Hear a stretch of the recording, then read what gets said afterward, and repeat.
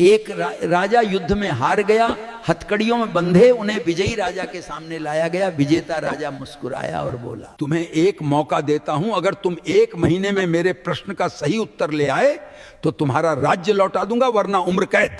प्रश्न था, एक स्त्री को सचमुच क्या चाहिए? राजा उत्तर की तलाश। वे विदुषियों के पास गए, रानियों के पास गए, साध्वियों, दासियों, नृत्यांगनाओं, गृहिणियों तक पहुंचे। किसी ने कहा धन, किसी ने कहा प्रेम, किसी ने कहा परिवार, किसी ने कहा सम्मान। राजा के मन को तसल्ली नहीं मिली, समय समाप्त होने को था।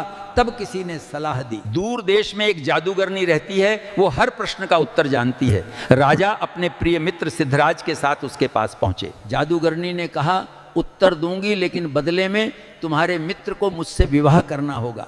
वो बूढ़ी थी, बेहद कुरूप, और उसका रूप देखकर कोई भी डर जाए। राजा ने मना किया, पर मित्र बोला, राजन, आपके जीवन और राज्य के लिए मैं ये बलिदान स्वीकार करता हूं। विवाह हो गया। रात को जादूगरनी ने सिद्धराज से कहा, मैं दिन में 12 घंटे सुंदर रूप में रह सकती हूं, और 12 घंटे अपने असली कुरूप रूप में। तुम बताओ तुम्हें क्या चाहिए? सिद्धराज ने शांत स्वर में कहा, प्रिय, यह निर्णय तुम्हारा है। मैंने तुम्हें पत्नी के रूप में स्वीकार किया है, तुम्हारा हर रूप मुझे स्वीकार है। इतना सुनते ही जादूगरनी अप्सरा बन गई।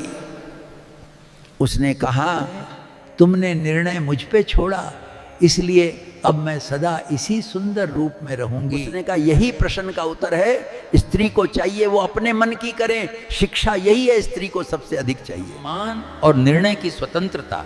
जब आप उसे अपनी जिंदगी का सहभागी बनाते हैं, निर्णयों में उसका विश्वास करते हैं, तो वो आपके जीवन को सुंदर बना देती है।